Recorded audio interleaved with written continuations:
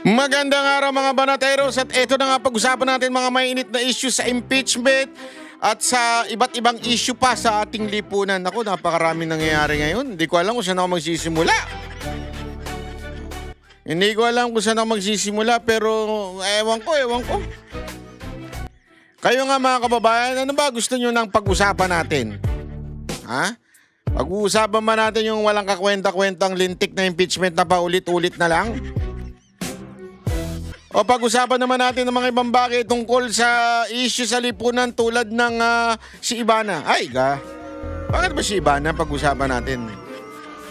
Kasi may balita, pinagmulta daw. Nako, Ivana, pinagmulta? Huh?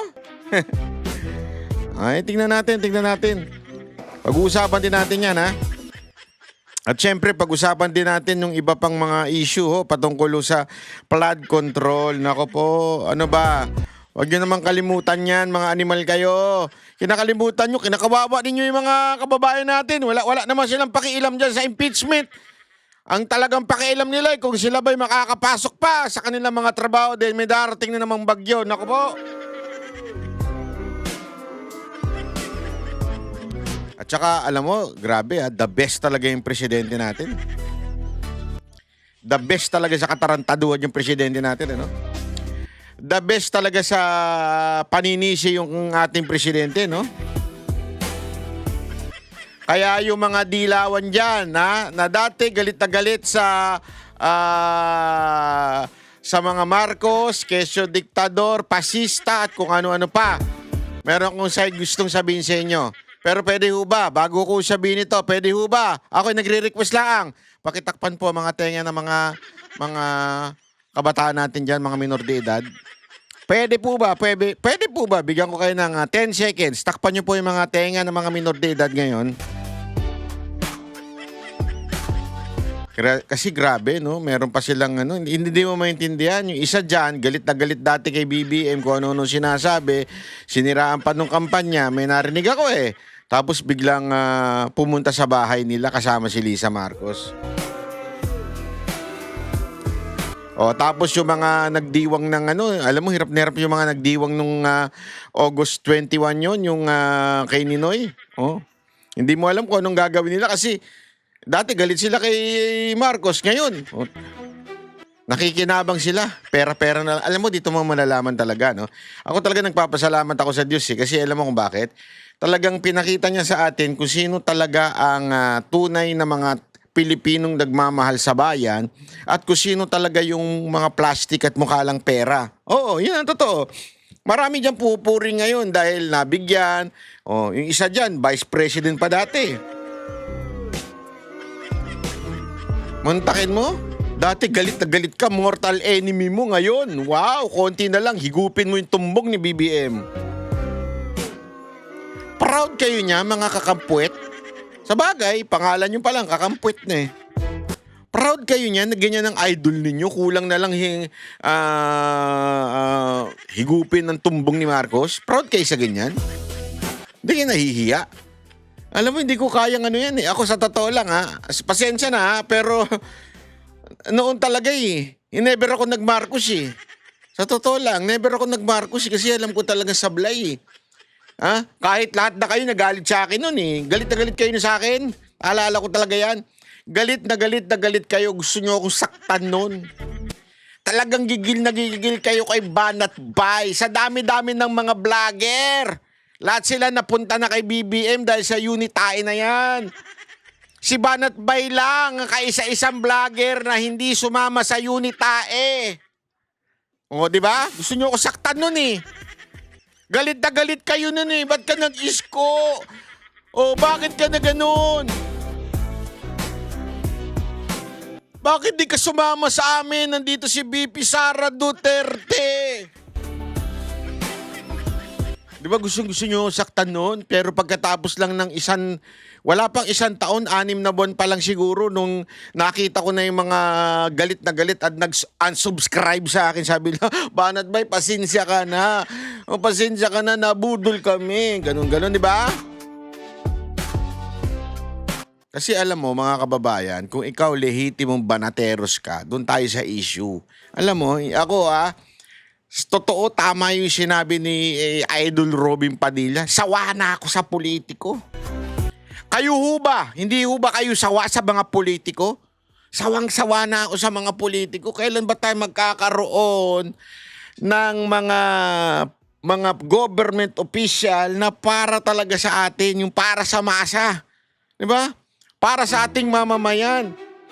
Hindi wala na Sa totoo lang, nakakairita na Ultimong yung mga pingtain na yan, na feeling talaga nila sila ang pinaka honorable, sila ang pinaka entitled, sila ang pinaka bayani ng bayan na ito. Mantakin mo, sipsipin nila ang tumbong ni Marcos ngayon.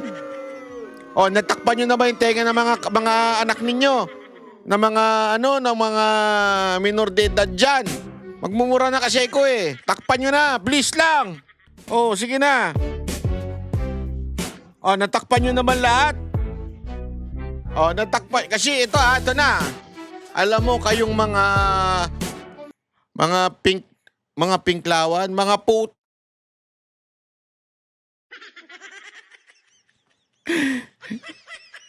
Nadinig nyo yun? Minute ko ba't hindi nag-mute? Ayop yan. Check. Bakit di ka nag-mute?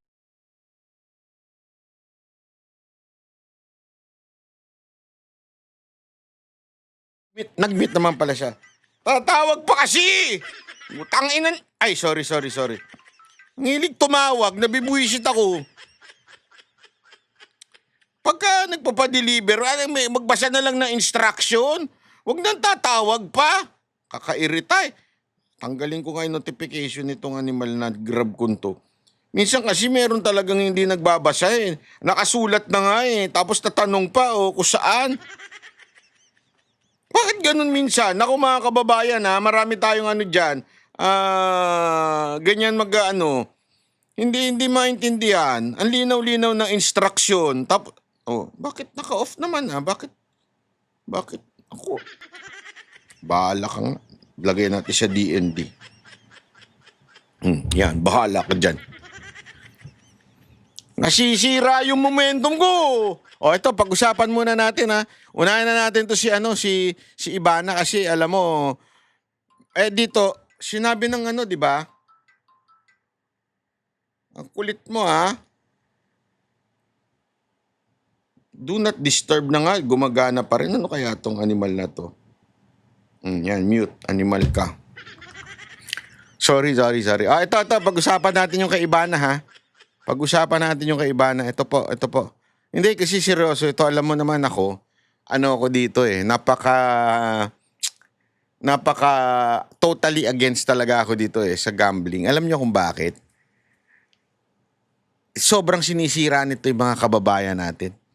Kasi itong online gambling na to, hindi po ito yung B, okay? Or C. Ito po yung mga D and E. Yung talagang nawawala na sila ng hope sa buhay. Bakit? Kasi kahit anong kayod nila, ang baba ng sahod, ang mahal ng kuryente, hindi patas Hindi patas yung income dun sa outcome. Ibig sabihin, sa mga bayarin, sa mga hindi patas. So, no choice sila. Papasok sila ngayon sa sugal para magkapera. Ang problema, sugal, gambling, wala ho yan. Yan ay deceitful. Very deceitful. Promise you money, but in reality, kukunin lang niyang pera mo. Marami dyan na nagpakamatay na. Marami dyan at pumatay na. Marami dyan ngayon nag-i-snatch, gumagawa ng krimen dahil nabaon sa utang. Yan ang totoo. Kung hindi man gumagawa ng krimen, kung saan binebenta na nila lahat ng kagamitan nila, naubos na, pati bahay, pati anak nila, binenta na nila Totoo, maraming ganyang istorya. Pati yung katawan nila, binenta na nila Di ba? Sa sobrang nalulung na sa sugal. Alam mo, grabe po yan ngayon Pandemic po itong nangyayari na ito. Pandemya na ho ito pagdating sa sugal sa atin. Sagad sa buto ho. At ang nakakainis pa, yung mga influencer, ay talagang yan pa yung, alam mo sa totoo lang, sabi nga nung isa kong artist na pinagbawalan ko na pumasok sa pagpo-promote. Sabi niya, sir, kung nag-promote siguro kami ng sugal, ang yaman na namin ngayon. Oo nga, mayaman na kayo pero marami na rin kayong pinatay ng mga Pilipino. Yan ang sinasabi ko sa kanila eh. Oo nga, magkapera kayo. Ngayon, di-display nyo yung mga lintik ninyong mga signature na o mga branded na bag, sapatos, kung ano-ano pa. Sa pamamagitan ng yung mga kababayan nating dukha, talagang binaon nyo sa utang. Nasira ulo, na-depress, na-frustrate kung ano-ano na pinagagawa. Dahil nga, nabaon sa utang. Kasi wala hong nagsusugal ang yumayaman. That's a bullshit. That is a lie. Walang nagsusugal na yayaman ka, katarantaduhan yan. Maniwala kayo. Kaya nga ito mga influencer na to, dapat ito binaba na sa Pilipinas, pinalalayas na ho ito sa, pinapadala, tinatapo na ito sa bangin eh. Pinakasikat po, Ivana Alawi. Mamimigay ng 100 iPhone 17, pero hindi pala kusang ibibigay yun. Naku Dapat, po. ikaw muna ay mag-subscribe o mag-like doon sa isang online gaming platform. Oh, At wala po kahit saan dito yung pagsunod doon sa sinasabi po na pinag-uusapan natin kanina, Ad Standard Council, authority, merong approval po mula sa PAGCOR. Hindi rin po nakalagay. Halimbawa, ito pong isang sikat to, si Osas. 2 Osas bata. Millions of followers po to. Wala po kahit saan dyan na nakasulat na gambling can be addictive. Know when to stop. My question po, Madam Chair, is paano po ini-implement o ini-exercise ng sino yun? Hindi naman sikat yung animal na yun ah. PAGCOR ang kanyang regulatory power over these content creators and influencers? Madam Chairperson, I will, with your permission, I would like to answer. Naku, si Lagdameyo ba ito? Naku po, patay tayo dyan. Alam na natin karakas nito. Congressman San Fernando, una po, totoo po yun. Meron pong sumusunod, meron pong hindi sumusunod. Ang akin pong gustong talakayin sa umagang ito ay yung pinunan ninyo na lumabas na ang isang online endorser tulad ni Ivana. Okay. Sa harap ninyo at sasagutin ko pong hindi po sila himingi ng permiso. Ano po ang ginawa ng PAGCOR? We fined the online gaming company 1 million pesos and together with that, gave them a stern warning na hindi na dapat maulit ito. Kung maulit ito, heavier fine and Baduy. 1 million? 1 million lang? Magkano kinikita na lintik na app na yan o yung online gambling na yan? Tas 1 million lang? Baka 100 million na kinikita niyan, tas ganyan na alam mo kung bakit mayaman na sinasabi ko mayaman ito? Lintik eh. Ilan yung binigay na iPhone? If they can do that, na magbigay ng iPhone, ilan yun? Sabi nga, magkano yung total nun? Million eh. More than million ang total nung binigay nila eh. If they can do that, ano ngayon ng 1 million? Tapos stern warning, katarantaduhan. No wonder, kaya hindi tayo sinusunod ito mga hindot na to dahil ganyan ang gobyerno natin. Ewan ko naman dito kay Fernando na naman na to, tong congressman na to. Simula lang matapang pero yung tapang nito bumabahag porket eto siguro dahil si Lagdameyo nagsalita. Yung buntot nito ni parang hindi dapat matindi, hindi lang ho dapat stern warning, suspension. Yun ang gusto namin mga madinig at saka siguro mga at least 10 million man lang na penalty. Yung aaray ba, alam mo, the reason why binibigyan mong penalty yung isang tao para umaray, kumirot, di ba? Yung kirot na yon, hindi ko na uulitin. Yung 1 million, hindi bibigay ng kirot yun. Dapat ako na lang naging congressman kaysa dito eh. Hindi, joke lang yun. Joke lang po yun. Wala akong plano maging congressman. Wala talaga. ability that Oo lang ng oo. Supot pala. Supot! it can lead, another violation can lead to the suspension and ultimately the cancellation of their license. So yan po, Inang stern warning. Shit! Kaya alam mo, eto sorry to say kaya ganito itong bansa na ito. That kind of treat sa batas. Kasi literal naman sinabi na nila, there were violations. If there is violation, therefore, it should be suspension. Hindi pwedeng warning kita. Siyempre, di nauulit yan. Ang point ko dito, dapat yung penalty mas matindi. Pinagagalit niyo ako. Tapos yung congressman naman, oo. Support! na ipatupad namin, nagbayad po sila ng 1,000,000 piso at minandohan din po namin sila, Your Honor, na ihinto na yung nasabing promotion na yon. Pangalawa, meron po kayong Proud ka pa, ha? pinakita rin na Posas Rosas. Your Honor, marami po dyan ay hindi mga licensee ng PAGCOR. Hanggang sa mga oras na ito, mahigit halos tumatabla lang po 50% ng nag-ooperate ay may lisensya ng PAGCOR, 50% po naman ay illegal. Kaya ang akin po, kung wala pong tinutukoy dyan, hindi po kamukha nung kay Ivana kanina, Your Honor, na inyong tinukoy, nag-identify siya ng online gaming operator. Legal po yun. Meron po kaming karapatang mag-issue ng isang warning at magpabayad ng fine. Pero gusto ko pong liwanagin sa miyembro ng committee ito, gayon din naman sa ating butihing chairperson, na 50% of the current operators of online gaming are illegal. Ano Meaning, gagawin nyo? we do not have any jurisdiction over them. Nung ako po yung nag-assume ng chairmanship ng PAGCOR, ay halos nasa 8 So bale, inutil pala kayo. Wala pala daw silang magagawa kasi wala daw sa ilalim nila yon, wala daw sa jurisdiction nila yon.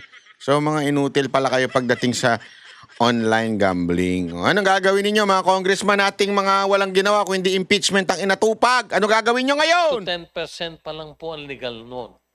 Pero with our reforms, with the structure that we have set up, medyo nakaangat na po at sa ngayon, ang amin pong paniwala ay nasa halos tabla na po 50-50. Pero hindi pa po, Congressman San Fernando, mahinto yung illegal online gaming operators. At ang masama po rito, wala po sa Pilipinas sila. Sila po ay nasa abroad na gumagamit ng mga influencers na mga kababayan natin. Thank you, Chair Al, dun sa paglilinaw na yun. Ngayon, malinaw na po na illegal itong karamihan ng mga online sugal. Ano po yung mga pamamaraan para mapanagot natin itong mga content creator na walang habas na makapag-promote ng online sugal? Kasi, Madam Chair, pinag-uusapan natin itong mga content creator na to, by the millions ang kanilang follower. At ina-identify nila, Chair Al, ito pong mga online gaming site. Say for example, 1365, tapos Peria Play. So ito, paano po kaya natin mapapanagot itong mga content Tulad creator po yung na to? binanggit nyo na yun, hindi po license ng PAGCOR. Okay. Your Honor, Madam Chairperson, with your permission, I would like to answer it. Congressman San Fernando, Your Honor, gusto ko pong ipagbigay alam sa inyo, sa pakikipag-ugnayan po ng PAGCOR sa DICT, sa NTC at sa CICC, marami na po kaming, sa pamamagitan nila ng mga ahensyang nabanggit ko, idinimanda sa korte. Nako po, Sapagkat- puro gayaan. Maliwanag po na pinatawag po at kinausap po ng CICC ang mga endorsers na yon at winarningan sila na hindi na po sila pwedeng mag-endorse ng mga illegal or non-PAGCOR licenses. Kaya meron na po silang pangkaso, kung hindi ako nagkakamali, himigit kubulang po sa mga 15 endorsers at top endorsers ang nahabla na po. Pangalanan ninyo yung mga putang inang yan. Sorry pasensya na ho sa mga nakikinig, pasensya na sa mura, pero marami ho kasing dahil dyan sa mga putang inang influencer na yan, marami ho yan sinirang buhay. Kaya hindi dapat yung mga yang galangin dahil mga putang ina niya mga yan, hindi nila inisip ang mga kababayan natin. At ongoing na po yung mga kaso nila.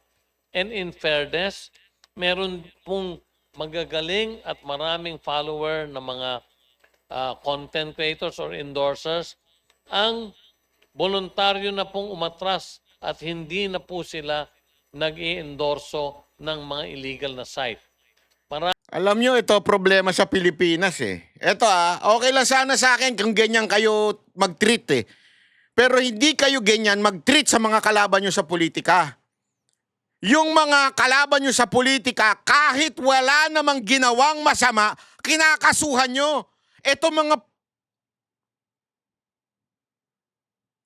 mga hindot na mga influencer na to na nagpo-promote ng gambling, puro warning, nagbago naman sila kasi hindi patas Kaya nakakainis. Okay lang sana kung ganyan sa lahat. Pero alam namin na you can do more, kaya nyo pang gipitin. Kasi ginigipit nyo nga yung mga opposition Kaya nyong gawin. Pero bakit hindi nyo ginagawa?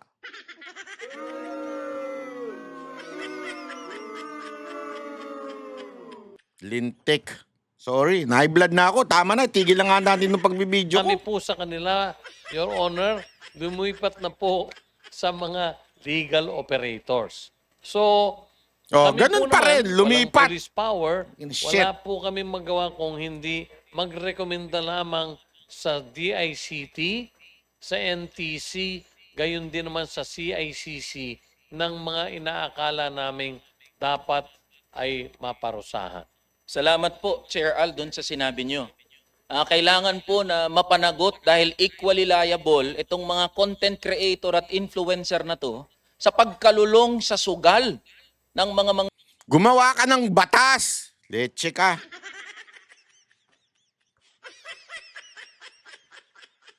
Alam mo, kahit papaano may punto rin yung matanda na yun It's beyond their work and their jurisdiction. Ngayon, trabaho niyan, mga lintik kayo, mga mambabatas kayo, wala kayong inatupag, hindi politika yung si VP Sara Duterte, isa ka pangindot ka, pumirma ka pa sa impeachment. Ngayon, busy lahat ng mga kasamaan mo dyan sa lintik na impeachment na yan, kesa sana pag-ukulan yung mga dapat pag-ukulan sa bayan natin.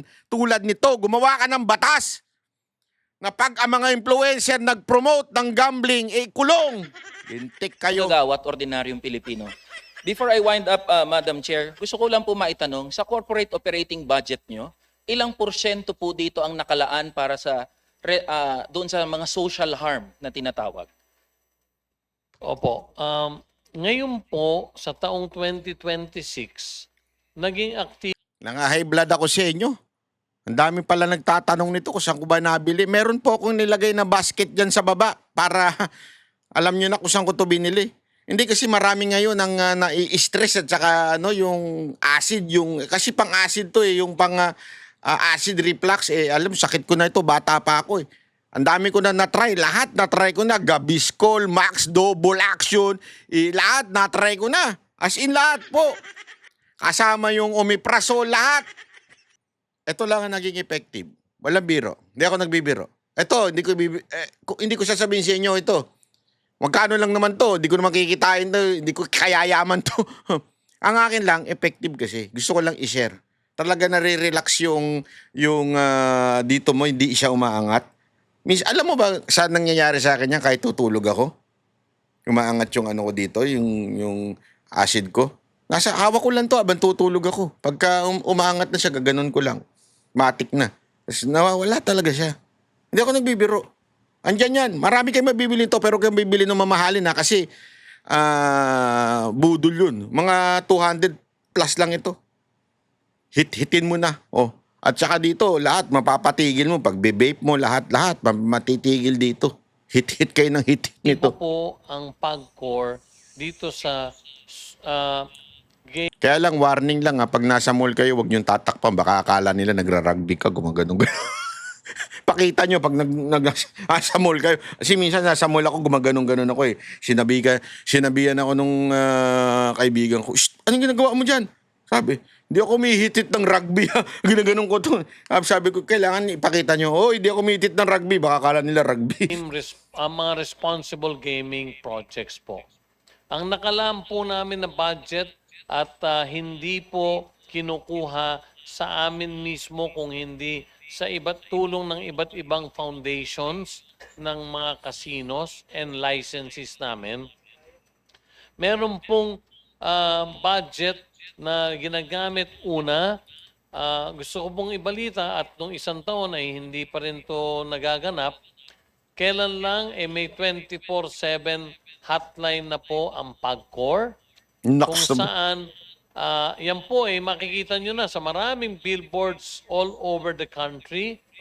24/7 hotline kung saan ang mga nalululong po sa sugal ay meron na pong pwedeng tawagan at makonsulta. May partner po ang PAGCOR dyan, ang Seagulls Flock Foundation. Sila po ay may karanasan sa mga rehabilitation ng mga nalululong sa sugal. At sa kasalukuyan, aktibo po ito. Meron pong 6 sa bawat 12-hour shift na mga customer agents na sumasagot dito sa hotline na to. At gusto ko pong ipagbigay alam sa inyo, nung umpisa po siguro nahihiya pa yung mga gamers. Pero sa ngayon po, nagtala na kami nitong nakaraan 2 buwan ng himigit kumulang sa 100 katao ang amin nang natulungan sa pagbibigay ng 100 katao, walang kakwenta-kwenta. Sus! Ay nako, ito, pag-usapan naman natin itong baha. Okay? Ito yung presidente nyo napakagaling. O, pakinggan natin itong presidente nyo napakagaling at talagang proud na proud siya at miniting daw niya at napagtantaw na nila kung ano ang dahilan kung bakit nagkakaroon ng baha dahil daw sa dami ng tubig. Ayop! Tapos lang namin yung briefing tungkol sa flooding situation sa Region 3 at talagang ramdam na napakabigat ang ulan at napakarami ang bumagsak na tubig. Kaya Yun ang pinakadahilan niya kung bakit nabaha. Bumaha, dami daw pumatak na tubig. Natural. Kaya nga baha eh. Alam naman ang pumatak, apoy. Tapos nagbaha. Aboy, magtaka ka dun. Galing talaga ng presidente ninyo. Ayop. Diba? na-overwhelm lahat ng mga ating mga flood control na flood management program.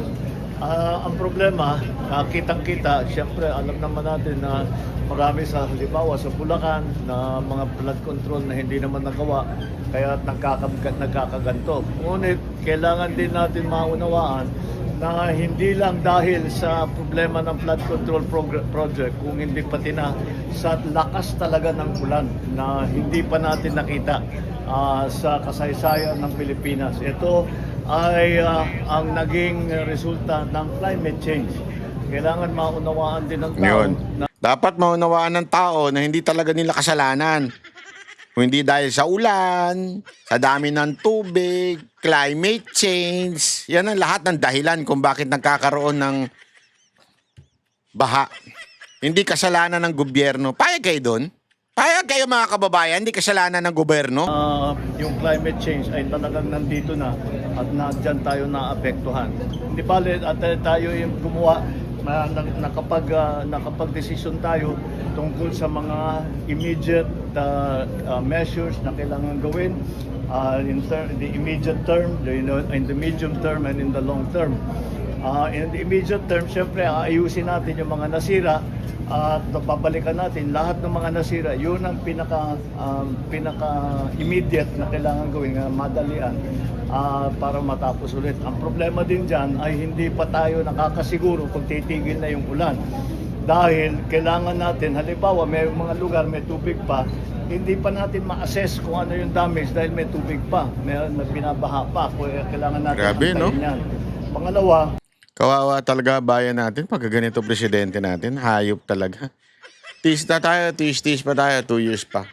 binabantayan natin ang panahon kasi kahit yung mga nasira, pag aayusin natin ngayon, kag bumalik na naman yan at masisira ulit yung bagong gawa, kaya napakasayang naman ang ating gagawin. Kaya So, So, dahil nga may baha pa ngayon, so wag munang gawin. Antayin muna natin mawala yung baha. So, naging flood control pa yan. Talagang, so aantayin na naman natin umulan muna. So mga taga Bulacan, lalong-lalo na kayo mga taga Bulacan. Sabi ng presidente nyo, antayin muna natin mawala yung baha dyan bago ayusin yan. Grabe, no? Ang lupit nyo, ang lupit. Ang lupit nitong presidente to. Hindi ko kinaya yung powers nito. Aasa tayo dito? Antayin muna natin yung baha mawala para makapagtrabaho. Medyo kailangan natin alalayan at bantayan na mabuti na maging effective kung ano man yung gagawin natin ay magiging matibay at hindi mawawala at hindi masisira sa susunod na baha. Kaya lahat ito ay aming napag-usapan at napagplanuhan at immediately there is a project for Sabo River Dams na 5 kaagad sa Nueva Ecija dahil ito yung kumukuha nun sa tubig sa taas. Sierra Madre na yung pinagkukuha ng tubig. At yan ay makakatulong para bawasan ang bilis ng pagbaba ng tubig, mabawasan ang siltation at makakapag-ikot pa tayo ng tubig para gamitin for household use, industrial, for irrigation sa agrikultura. Marami pa tayong mga iba't ibang mga gagawin. Isang long-term plan ay gumawa ng dike na kalsada mula sa malayo yung aming tinitingnan hanggang Pilar sa Bataan. We did this the long-term plan sa kasalukuyan na pinag-aaralan ngayon natin. That's about 100 kilometers kaya medyo Grabe, wala talagang pag-asa tayo dito sa presidente na to. Tingnan ninyo to Tingnan niyo yung mga kababayan natin na bago tayo pumunta dito sa walang kakwenta-kwentang impeachment. Tingnan natin ito Grabe ho dito Alam mo, ewan ko. Naaawa ako Naawa talaga ako sa ito. This is the flood control project done in the city of Manila 2022, 2023, 2024, and 2025, amounting to more or less 14 billion done in Manila. So most of it finished already. Bumaha ng pondo sa Maynila, bumaha pa rin sa Maynila. Ayan Actually, bagong upload lang ito sa isang channel. Pero hindi ko alam kung bago itong video na ito o luma ito. Pero gayon pa man, the fact remains, di ba? Yung fact na bumaha ng pondo sa Maynila. Ang tanong, bakit bumaha pa rin sa Maynila? Kung yung lahat ng pondo na yan ay talagang nagamit sa Maynila, bakit bumaha pa rin sa Maynila? Ibig sabihin, may kumatkong. Merong maletang inuwi sa bahay. Yun ang masama doon. Now, itong lahat ng ito ay walang permit. sa lungsod. Yes, we are investigating them. And they are also being investigated by the Office of the President. But that I think luma na ito eh. Pero maganda itong makita natin dahil yung mga madadaldal dyan sa kamera, si Chua, Maynila yan.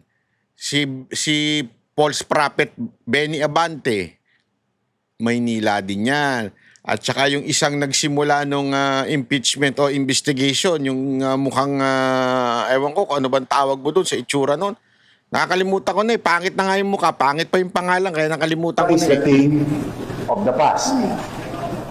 Sad to say, ulitin ko, bumaha ng pondo sa flood control sa Maynila, amounting to 14 billion, and yet the people of Manila and those people studying, working, doing business, going in and out of Manila continue to suffer with the flooding.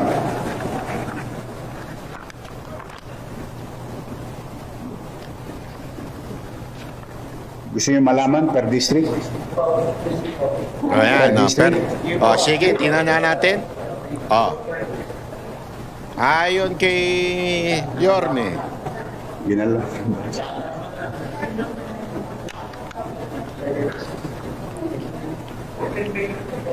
District 1, District 3.4 1. billion. District 2, 2 billion and 59 million.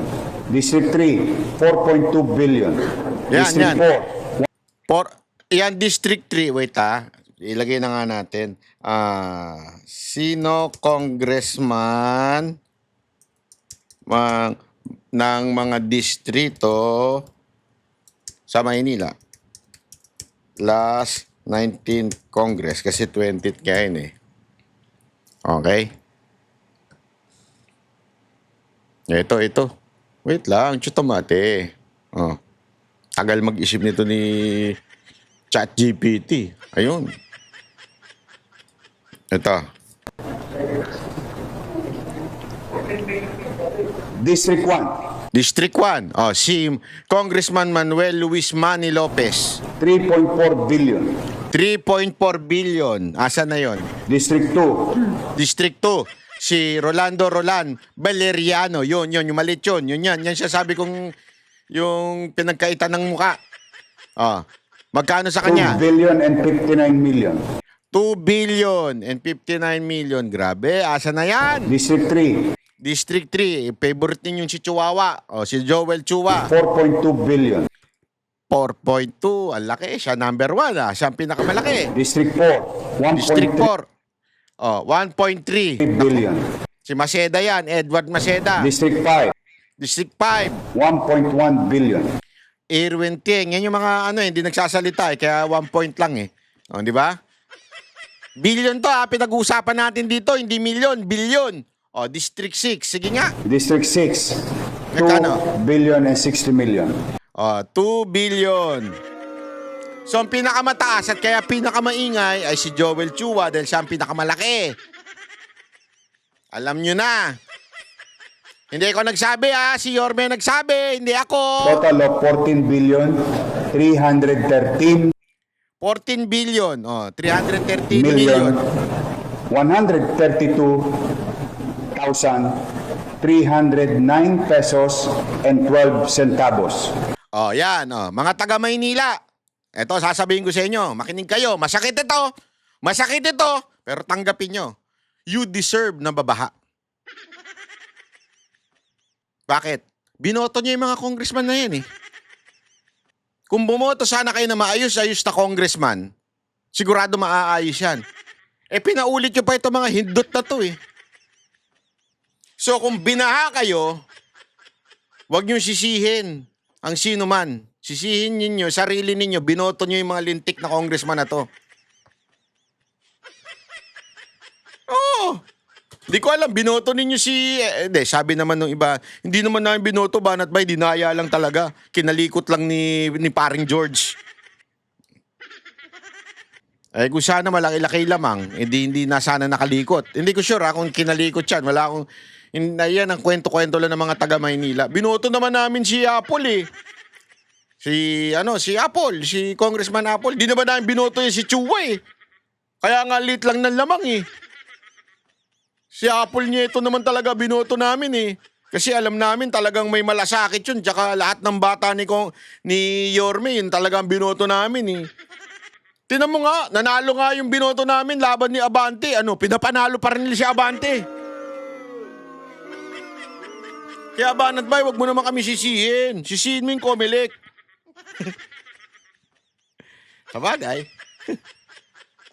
Sabagay, kasi ayaw ka na lang magsalita kasi baka sabihin ng iba, bitter tayo, pero grabe, alam mo yung survey dyan sa District 3? Number 1 lagi yan si Apple Chua eh. At saka na number 3 and 4 lagi yan si Mocha sa councilor. Tapos inendorso pa ng Iglesia ni Cristo. Saan ka pa? Sure shot na yun eh. For ilan weeks sunod-sunod. Number 1 si Apple Nieto na survey. May survey dyan, mga internal survey. Tapos si Mocha 3 and 4. Biglang lumabas number, ewan ko, 7 ata. Napakakatarantaduhan eh. Alam mo yun? Pero ako, sa akin, ganyan talaga. Ano gagawin natin? Kung hawak talaga ng Comelec yung eleksyon, sabagay, hawak naman talaga nila yung eleksyon. Kaya nga Comelec eh.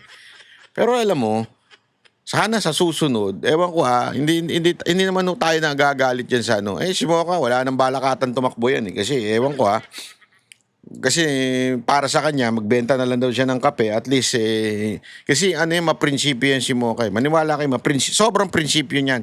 Sa sobrang prinsipyo niyan, pumasok ng administrasyon ni Duterte, na meron siyang, na may pera siyang 1 milyon. Paglabas niya ng opisina, negative 500,000 ang salin niya, pambira, oo. Hindi man lang nagnakaw ng papel o printer. Hindi, biro na. Napakaanis sa tao niya kasi alam mo naman yan, may antindi ng takot niya sa Diyos eh.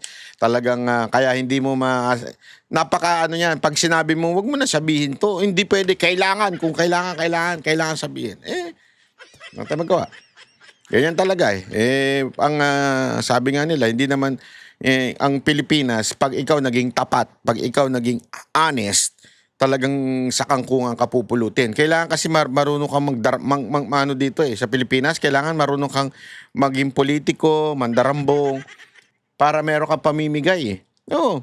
Yun naman talaga ang totoo eh. Para may pera kay pamigay sa tao, at alam mo naman yung tao, minsan pag walang ayuda, di ka boboto, para manalo ka, talagang kailangan mong pera.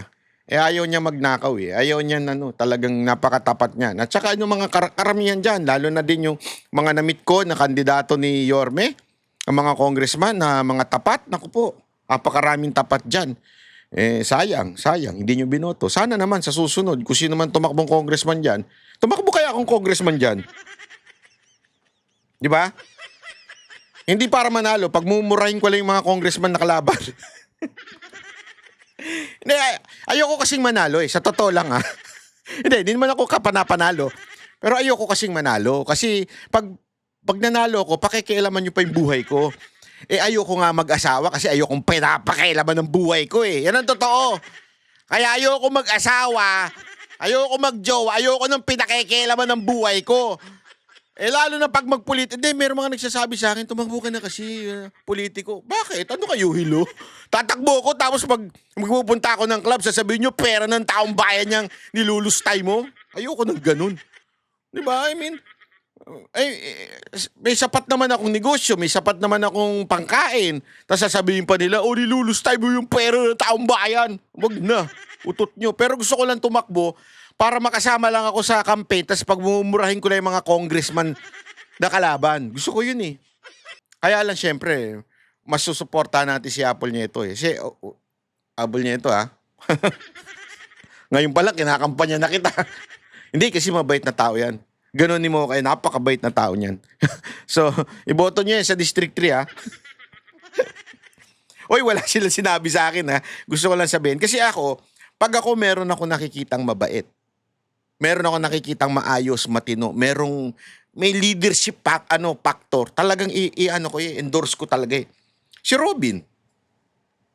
Nakita ko yung mga video niya. Alam mo, eto gusto ko lang magkomento dito kay Robin. Eto sobrang, gusto ko lang magkomento sa kanya. Tama yung sinabi niya dun. Hindi ko lang ma-play dito kasi dinaglag. Huwag niyo kalagyan ng song. Magka-copyright ako. Sayang, di ko ma-play. Ang ganda nun sa kanyang sinabi. Dun sa kanyang, ewan ko kung anong tawag dun, rally of support ba, something like that. Na nakakasawa na talaga mga politiko sa Pilipinas. Dapat talaga mamamayan na nagpapaandar ng bayan natin eh. Which is supposed to be that way. Kasi nga, di ba the Constitution says, the power emanates from the people. Hindi na ngayon ganun eh. At ako, sa totoo lang, nasusuka na ako sa mga politiko eh. Kaya ako hindi ko mahilig sa mga gather-gathering. Ang dami dyan, maayos yung mga Duterte, tapos didikitan ng mga trapo. Naaalbalbaran ako, sa totoo lang, naaabalbaran ako. Oo, walang biro. Eto, sinasabi ko ito kay Mayor Baste. Pagka nagkikita kami, pagka nagkakaroon kami ng counting fellowship, talagang sinasabi ko sa kanya na albalbaran ako sa mga tumatabi sa'yo, Mayor. Eto si ganito, putangin na yan. Huwag ka maniwala dyan, bolero yan.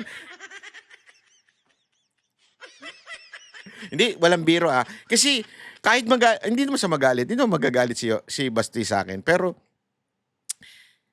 parang obligado akong sabihin yun. Kahit hindi siya maniwala sa akin. Pero pag may kilala talaga akong alam kong ginagamit lang ang mga Duterte, talagang sasabihin ko sa kanya. Magalit na siya sa akin o maepala na siya sa akin. Pero pag meron talaga akong kilala na dikit ng dikit sa mga Duterte, pero alam kong ginagamit lang ang mga Duterte, abay sinasabi ko talaga sa kanila yun. Kahit nung panahon pa ni Pangulong Duterte, kapal nga ng mukha ko eh. Kasi alam mo yon, parang sa akin, I do not need to please people. Honestly, I do not need to please people. And I don't like and I hate people pleaser. Bakit? Kasi I'm an independent person. Honestly, independent ako sa pananaw ko. If you hate me, walang pakialam. You hate me. If you like me, very good. Pero if you hate me, hindi magbabago ang kaligayahan ko sa buhay. So, pag meron akong nalalaman talaga at gusto kong sasabihin ko dun sa mga taong, alam mo yun, may tiwala ako. Kaya isa sa mga sinasabi ko laging paulit-ulit kay Mayor Baste na alam mo, Mayor, kung ikaw man ay tatakbong presidente, sabi ko sa kanya, kunwari in the future, o kaya naman, kunwari ma-impeach si BP Sara Duterte at siya ang tatakbong presidente, sabi ko, pwede ba pakipili naman si Senator Robin bilang Vice President mo? Kasi this country, lubog na. Sagad na. As in, sagad na tayo sa kawalangyaan. Sagad na tayo. Alam mo, minsan tumatawid ako Hindi sa BGC, hindi ko nasasabihin ko saan. Tumatawid ako. Tapos, pedestrian Tapos talagang pagtawid mo, alam mo yun, tumigil na yung iba. May mga uuna pa sa'yo. Sabi ko nga, galit din, nainis ako. Hindi dahil sa hindi ako pinagbigyan. Kaya lang, dito mo kasi makikita, because of corruption, because of culture of corruption in the Philippines, ganito tayo pagdating sa batas. We do not respect laws. Wala na tayong courtesy sa bawat isa. Because sigurado ko binayaran lang niya yung entrance exam diyan sa entrance exam ba tawag doon, yung exam, drive exam diyan sa LTO, kaya hindi niya alam ang batas. Nakakalungkot. Maraming ganyan driver ngayon dahil yung totoo, nilakad lang yung mga lisensya nila. Walang mga alam. Anong ibig ko sabihin? Ganito na tayo kalala sa Pilipinas. We do not respect laws. Alam niyo kung saan ko lang nakikita na that people respect laws somehow? Is sa Davao City. Ting pupunta ako doon, parang it's just a new place. Alam mo yun? It's just, bakit iba ang kultura nila dito? Parang gano'n. Nakakabuisit nga Minsan nakakabuisit lalo na pag pupunta ka ng club doon. Pagpunta mo ng club, pag patak ng alauna, bubuksan ng ilaw. Ano to? Yung mga tao senglat na, pero yung binuksan yung ilaw, parang Middle East naalala ko yung Middle East talaga Kasi nung nandun kami sa Qatar nung ganun Nagpa-party yung mga tao, tapos biglang pag eksaktong, kalimutan ko ng ano oras yun, 2:00, pag bukas ng ilaw, okay, uwi na tayo. Bye-bye. Thank you, bye-bye na. Parang ganun eh. Alam mo yung bakit? Sa higpit ng patakaran. Mga nagyoyosi, mga nagve-vape, talagang nandun sila, nagsisiksikan doon sa mainit na lugar. Kasi nga, sinasadya yun dati ng LGU daw para i-discourage ang paninigarilyo. Di ba? Tapos yung street nila, kailangan walkable. Alam mo yung kailangan talaga malalakaran ng tao kasi in-encourage doon yung mga tao maglakad, 'di ba? Para yung health. Kasi alam mo, yung ganyang klaseng sistema, it also help the government na hindi masyadong gumastos pagdating sa health system. Ganyan na nangyari. Kaya pansinin ninyo, 'di ba? Maraming research na ginagawa, documentary na about Japan, kung bakit sila payat. The only reason, lakad sila ng lakad. That's it. Aside from less processed food, pero hindi rin kasi ako naniniwalang less processed food. Punta kay 7-Eleven, marami pa rin doon kahit papaano. Marami pa rin pagkain masasarap at sweets. Pero bakit minimal ang obese, minimal ang may sakit na matindi? Kasi nga, pagkakain, lakad na mahaba. And that's the number one na gamot pagdating sa sugar spikes. Pagkakain mo, kailangan maglakad ka ng 10 minutes. Doon, hindi lang 10 minutes ang lalakarin mo. Normal sa kanila maglakad. Kaya nga pag nandun, ang biru-biruan doon, ilan na steps na nagawa mo? Siguradong lalagpas ka ng 10,000 steps sa Japan everyday. Matic yun. Yung iba, ako nga, umaabot pa ako ng 20,000, kalalakad-lakad ko eh. No choice eh. Hindi maglakad na maglakad eh. Di ba? Ganun. So, anong ibig ko sabihin, mga kababayan? Alam mo, katulad nito ni Robin, sabi ko nga, ito yung mga radikal na tao na sana mabigyan ng pagkakataon na gumawa ng radikal na pagbabago sa bayan natin. I hope someday he will be a good leader. Alam mo, yan yung mga, ako kasi hindi ako nag-i-endorse dahil kaibigan ko, kakilala ko Hindi. I don't care. Dami kong kilala dyan, hindi ko naman i-endorse. Diba? Ako, halimbawa, si Pastor Kibuloy, hindi ko naman i-endorse yan porket nasa SMNI ako. It's because kita ko. As a matter of fact. Ito, as a matter of fact. Sabihin, fact check to fact check. Merong siyang ginawa. Alam mo, na actually, nakita na namin po yung yung kingdom. Nakita na namin sa loob. Pati yung mga visual, yung lights, LED. Oh my golly, mapapapraise the Lord kay. Alam mo yung, really? Really? Alam mo, ang dami ko na kasing church na sinalihan. Honestly. Most of them, lahat sila may building project. Lahat sila may building na pinapanalangin. Ang mga nakita ko lang at isang na-amaze ako is, aside from the KOJC, yung CCF, di ba? Kasi ang ganda ng building din doon. Talagang tumayo din. The rest, puro kolekta lang ng kolekta. Sorry to say, that's the truth eh. Pero itong KOJC pa, isa pang amazing ito. Alam mo, walang binatbat ang kahit na anong lugar na nakita ko. Pagdating sa ganda, majestic. Para, alam mo yung sa Dubai? Ay, mga... Ako, nakaakyat na ako dun sa 7-star hotel sa Dubai eh. Pakalimutan ko ng pangalan nun. Yung pinakamataas. Nabigyan ako ng pagkakataon nun na isang parang Pilipino yung manager. Basta panahon ng Mocha Girls to, may show kami dun. Nakilala niya, fan ng Mocha Girls. Sabi niya, alika, akyat ko kayo sa sa room, pakita ko sa inyo yung ganda ng 7-star hotel sa Tuktok, sa Burj Al Arab yun. Pinakita niya, amazing, ganda, sobra. Sabi ko, grabe, ito yung para talagang panghari yung kanilang hotel. Sabi ko, one day, mapipicturean kita. Kala mo, makakatulog dun eh. Hindi ka nga pwede mag-ano dun eh, mag-rent na basta-basta. Kailangan talagang VIP ka eh. Pero alam mo, nung nakita ko yung kingdom, ganun ang itsura. As in, amazing. Sobrang, Pilipinas ba to? Pag ganun ka eh. Hindi ako nag-e-exad siya. May yan eh, alam ko, open for public yung yung opening ng kingdom eh. Sa September 1, kita-kita tayo dyan. Alam mo, sobrang ganda talaga. As in, paano nagawa ito ng isang taong tinatawag nilang kulto, including me noon? Honestly, di ko naman ikakaila eh. Yan din ang unang perception ko. Oo. Alam mo ngayon, na-realize ko, magkaiba in some minor doctrines ang KOJC at yung pinaniniwalaan ko. But it's minor. Ang importante dito, yung works, yung action. Kasi alam mo, as a Christian, supposedly, it's not for you to judge who's going to be saved or not.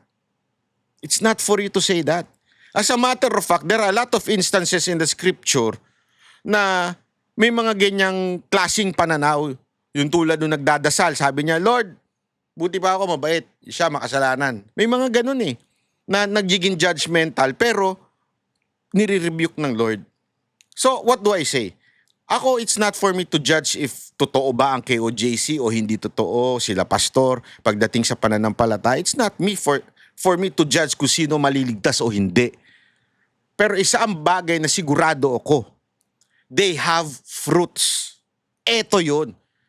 Alam mo, madaling dumaldal, madaling maging mapangako, mabulaklak ang salita, pero pagdating sa gawa, nga.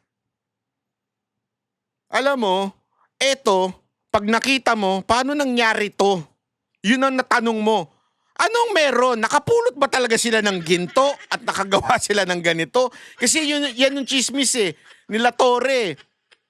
Na may nakuha daw ginto, kaya ang yaman-yaman ng KOJC. Hindi nila kasi maintindihan yung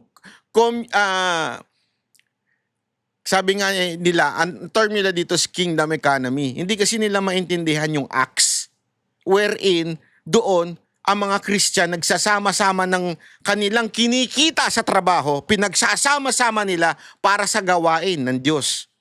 Yun yung prinsipyo na meron itong KOJC. Na minsan, iniisip ng iba, bakit ganun? Kulto ba to? Eh kung kulto pala yun, kulto rin yung mga apostles nun. Kasi may namatay pa nga nun, bakit hindi siya nagsabi ng totoo? Kunwari, ang kinita niya 10,000, halimbawa lang to pero meron ito sa Bible. Hindi ko lang sigurado yung exact amount. Pero meron sa Bible na 10,000 yung kinita, ang ibinigay 8,000. Matik na matay. So kung kulto pala itong, dahil sa ganun nilang prinsipyo, kulto rin ba yun nandun? Nasa Acts? Hindi. They just applied kung ano yung naandoon.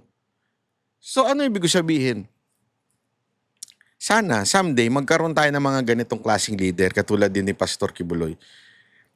It's not, if you do not want to believe that he is the appointed son of God, so be it. I don't care. That's not my point here.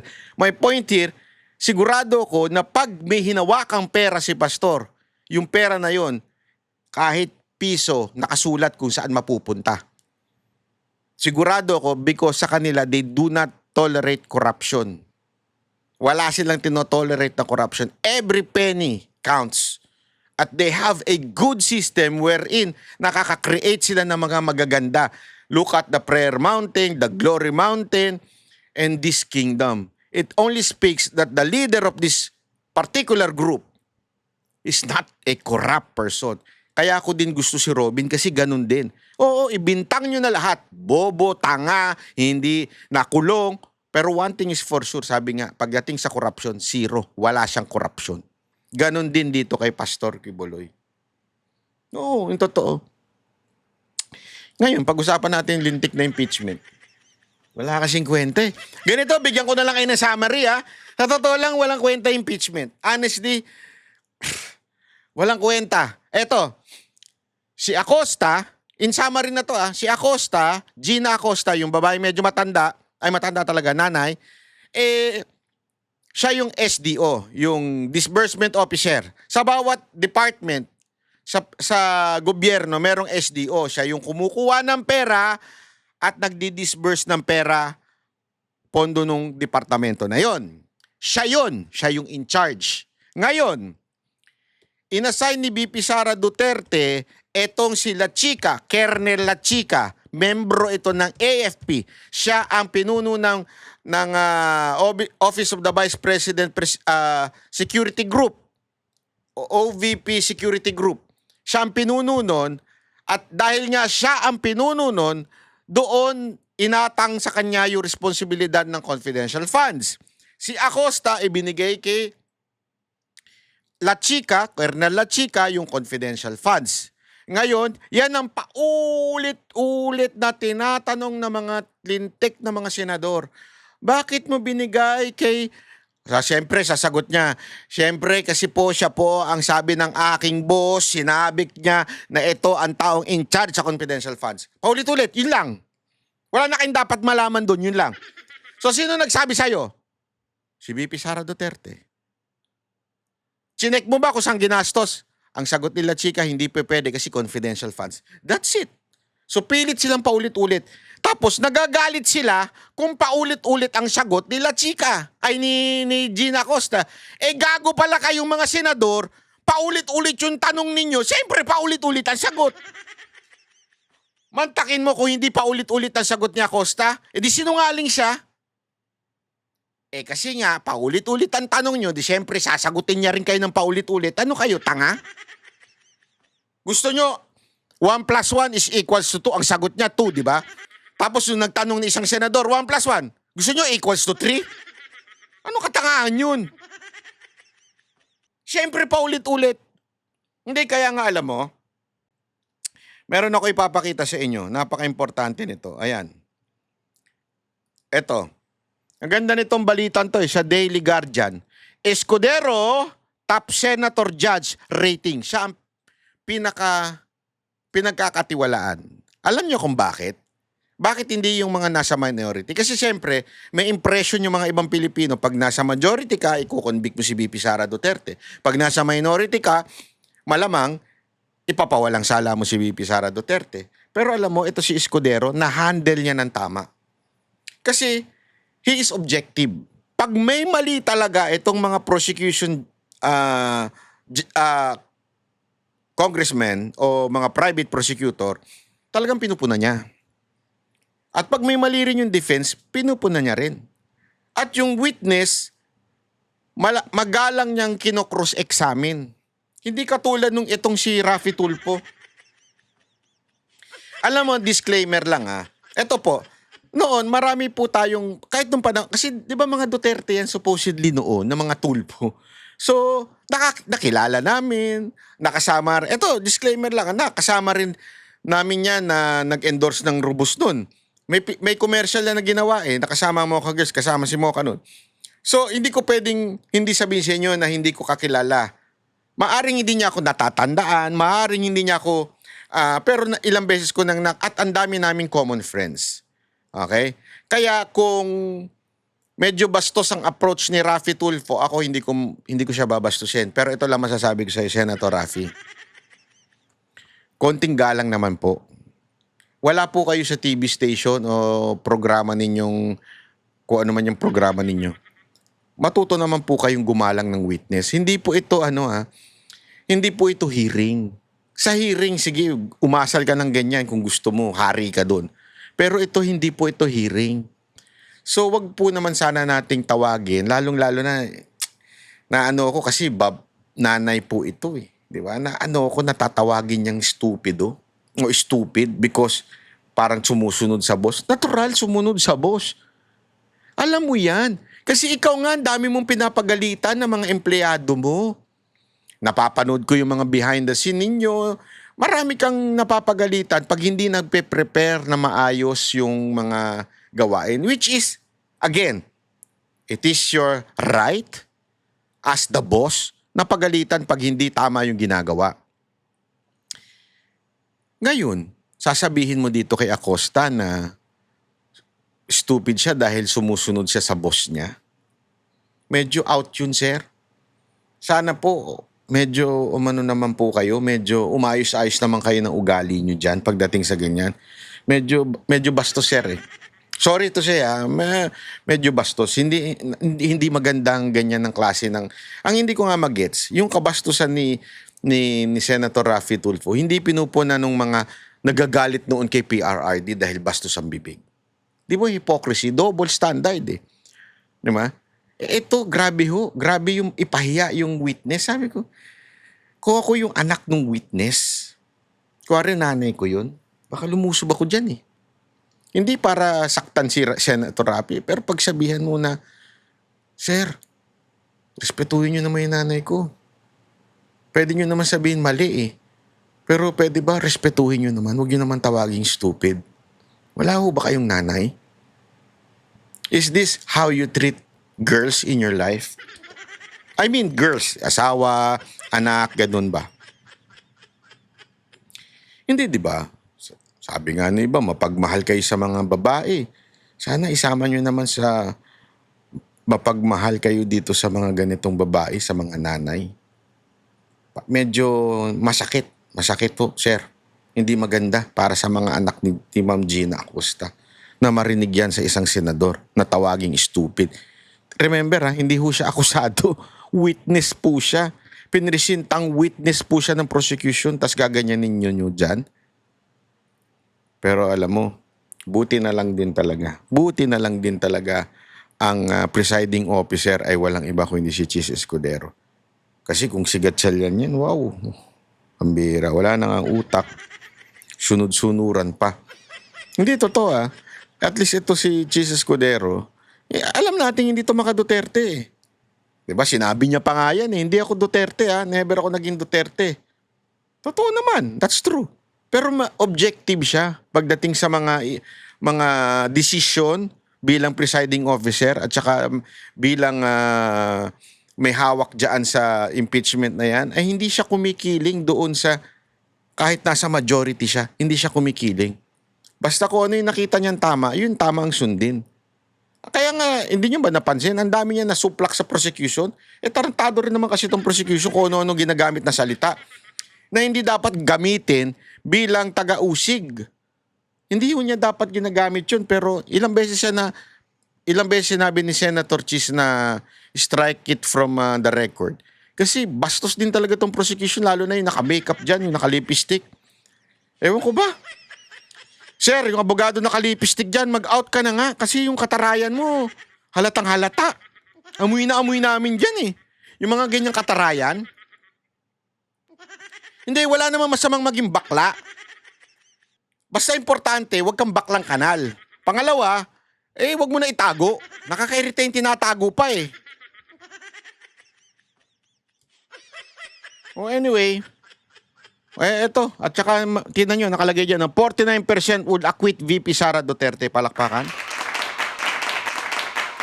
Hindi, kasi alam mo, sa totoo lang, tanga ka naman talaga pagka hindi mo inakwit yan si VP Sara Duterte. Napaka-obvious naman na, bakit nawala yung mic? Hello? Bakit? Hello, check. Ayun. Kanina ba na-mute? Wait. Check. wait.